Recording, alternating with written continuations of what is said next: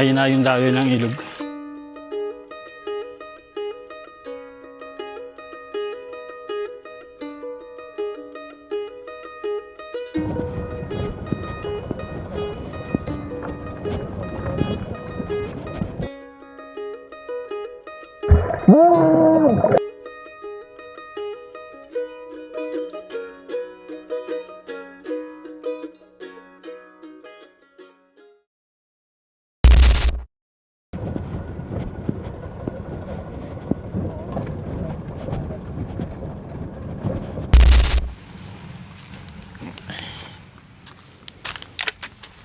Good morning!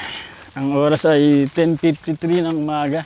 Nandito kami ngayon sa Barangay Bolo, Labrador, Pangasinan. May hanapin kaming pulse dito. Kasama ko yung anak ko. Yan. Tsaka yung guide namin, si Boss Alvin, lokal ng Barangay Labrador.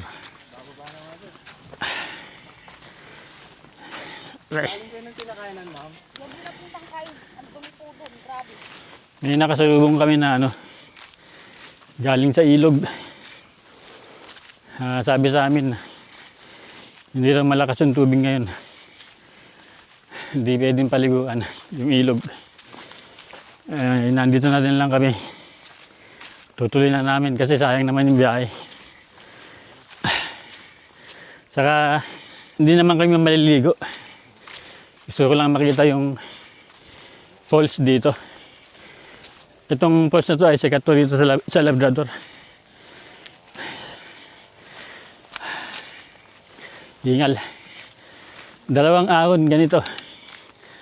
Yan. 2 ahon na lang kami kasi DIY lang kami. Nag-commute lang kami. Galing kami ng Handed Island kahapon. Tapos bago kami uuwi, side trip lang sa falls. Hingal.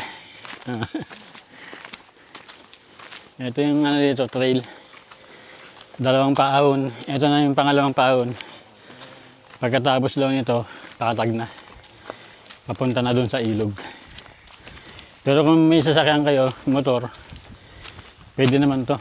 Kakayanin naman yan. Kasi kami ay DIY lang. Nagbus lang kami galing Alaminos. Tapos yun nga yung guide namin.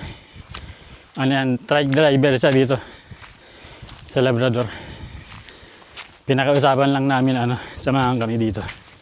Meron kami nadaanan na dito, campsite. Daling-daling. Itututain ni Boss Alvin doon. Kilala niya daw yung may-ari. Tingnan lang natin yung pinakano nila. Mayroon daw mini post doon, tsaka may paliguan. Ito yung loob ng campsite ng daling-daling. Mayroon maliit na pool dito. Daling-daling campsite. Daling camp! Yan. Simpleng campsite lang to. Boss, maraming salamat. Okay. Magkano pa lang dito kung sakaling gusto nilang pumunta dito? Ang pan namin dito, yung bahay namin, 1-2. 1-2. Plus interest na 100 pesos per head. Bali 100 pesos daw yung entrance per head. Tapos yung Bahay, 1-2. pinakabahay 1-2. Ito yung bahay. Kubo, 600. Ito yung bahay 1-2. Kompleto na yan sa gamit, boss. Yung kubo, 600. Tapos may kubo doon, 600 daw. Overnight na yun, boss. Oo. 24 hours. Yan. Yun, kung magagawi kayo dito sa Labrador. Yung page ng FB page, daling-daling camp. FB page daling-daling camp. Oo. Para Sige, pag boss. nagpunta kayo ng Pangasinan, dito na kayo dito. Pagka may bahay kayong Pangasinan, tapos naghahanap kayo na matutulugan muna na mayroong swimming pool. Dito mura lang, 1-2 yung isang buong bahay. Plus Ayan, entrance. 1-2. Tapos kung ilang kayo, 100 per head. Kung maliit lang naman kayo yung kubo doon, 600 yung kubo. Yun, murang-mura na yun. Maraming salamat, boss. Okay. Thank you.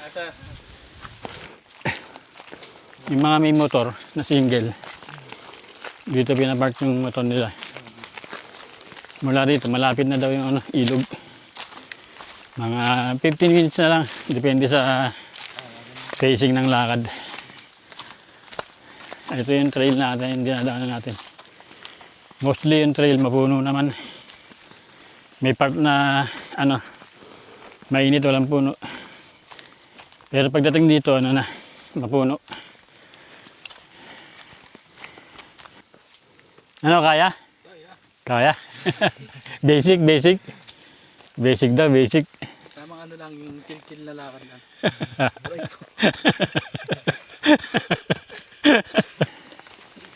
Pagdating dito, yung trail kumipot na. Daang tao na lang. Makipot na siya. At malilim pa rin naman.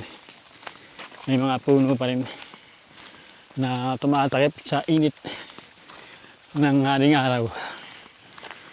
Ito na yung parte ng ilog na. Kaliwa kanan. Pagdating sa ilog, kakanan daw kami. Binabaybay lang namin tong ilog. Mahina yung daloy ng ilog. Ngayon kasi matagal na raw hindi umuulan dito sa Pangasinan. Tag-init daw talaga ngayon dito. Pero kung mga 3 ulan lang daw, ragasa na yung tubig dyan. Malakas na yung agos ng tubig dito. Sabi ng guide namin, meron daw daan sa kabila, kaya lang mas matagal kapag doon dumaan. Kasi aakyat ka pa doon, tapos bababa uli pa ganun. Dito, yung ilog na yung mismong binaybay namin. Mas mabilis na daan papunta doon sa falls. Andito na kayo, tanaw na yung falls. Kita na rito. Kaya lang, gawa ng summer talaga ngayon, tag-init. Napakainat ng tulo ng falls. Pero yun lang talaga ang pinunta namin dito. Gusto namin makita yung kalikasan, yung magandang tanawin. Hindi naman kami pumunta dito para maligo. Yun lang talaga. Gusto kong makita yung falls na yan. Ito na, narating na namin yung Tinakayanan Falls. Ang sitwasyon ngayon ay ganito, mahina yung daloy ng tubig. Pero kasi, sightseeing lang naman ang gusto namin dito. Hindi naman kami napunta dito para maligo. Gusto lang namin makakita yung kagandahan ng kalikasan. Pakaganda niya, lalo na kung malakas yung tubig dyan. Babalikan ko to kapag tag-ulan na. Magmumotor na lang siguro ako. Total, alam ko na yung daan papunta dito. Nakain muna kami dito tapos maglulublob lang ako doon. Mababaw lang yung tubig doon.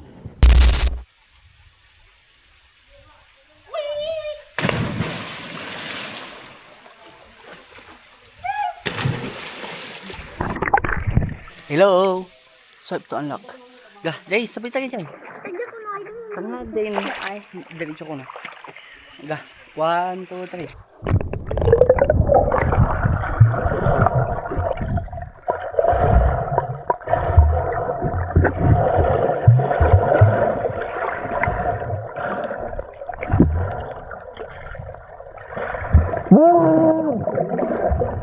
Ang pangalan mo?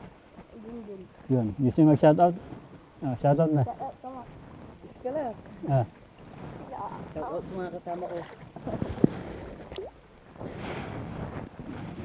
Sa mga lokal. Taga dito lang sila. Kahit na hindi ganun sa kalakas yung kung talagang nature lover kayo, ma-appreciate nyo pa rin yung ganda niya. Pero kung habol nyo lang talaga, ligo-ligo lang, hindi nyo magugustuhan yung status niya ngayon kasi mahina yung tubig niya. Saka yung quality ng tubig medyo kulay green. Kahit ganyan lang yung daloy na mahalo sa kanya, masaya na kami sa nakikita namin ngayon. Napakaganda ng kalikasan, kailangan nalagaan natin. Napansin ko lang dito maraming Nag-iwan ng basura. Yan lang yung ibang mga kababayan natin na pumupunta sa ganitong lugar. Okay, mag-iwan ng basura. Napakaganda ng basa na binigay sa atin ng Panginoon. Alagaan natin. Ito, siguradong babalikan ko to kapag sa tag-ulan na lakas na yung tubig niya, para mas maipakita ko sa inyo yung ganda. Yung lago na yan, napakalalim yan. Nagpas tao. Hanggang dun, meron pa rin mas malalim. Dito nag-clip dive yung mga magagaling lumangoy. Diyan tumatalon. Papunta dun. Tapos yung iba daw na nagbubundok, nag-aakit ng bundok, nag-aakit daw yan. Papunta rin sa taas. Tumo ka dyan ah. Susunod.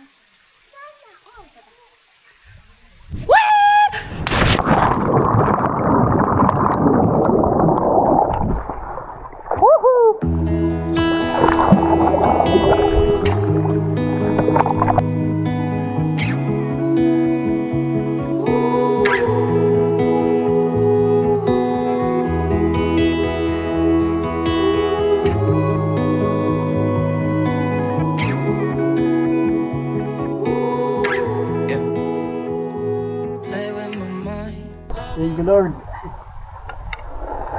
Pinakayanan, Paul.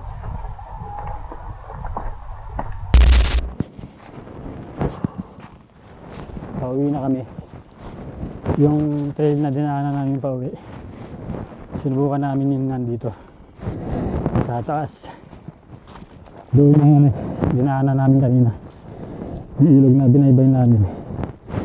Ngayon, pauwi, dito kami dumaan sa taas ng ilog. Malilim daw kasi dito.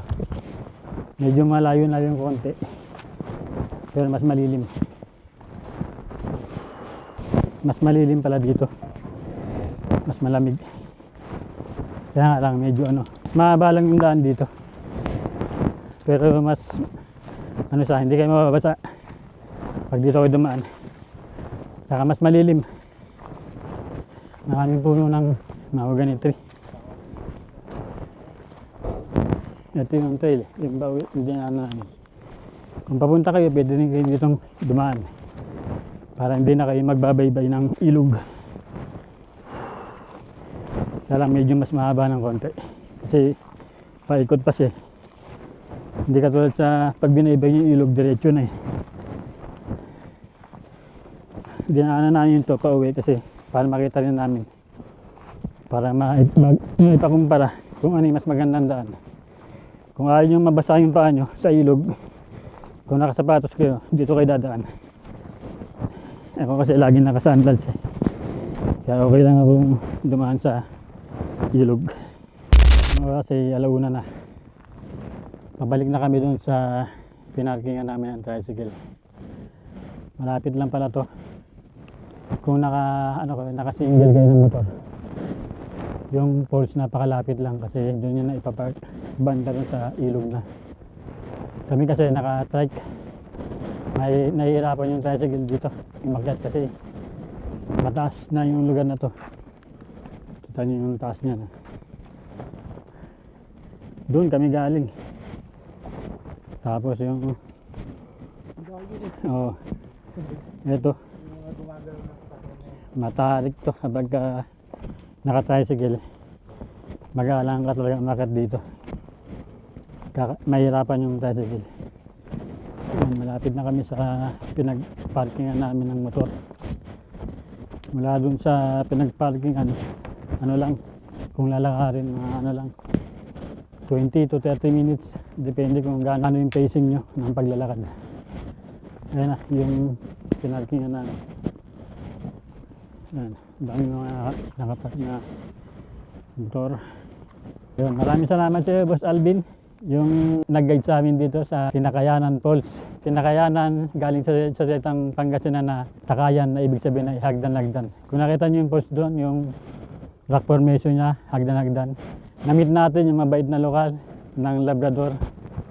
Bibigay tayo sa kanya yung t-shirt natin na nature therapy. Yan. Boss, sakto sa'yo yan. Maraming salamat talaga. Thank you. Boss Alvin, maraming salamat. Thank you. Kung gusto nyo magkaroon ng ganitong t-shirt, manood kayo ng mga vlog natin nasa YouTube. I-follow nyo yung Facebook natin, TikTok, Kuya Brusco. Ibibigay ko sa inyo yung details kung paano kayo magkakaroon. Pwede kayong bumili, pwede rin kayong manalo ng mga ganitong premyo na t-shirt. Ito ang tatak. Ang una natin t-shirt, nature therapy. Nature therapy lang tayo. Dito ko natatapusin yung video. Maraming salamat sa panonood. Kita-kita ulit tayo sa mga susunod na episode.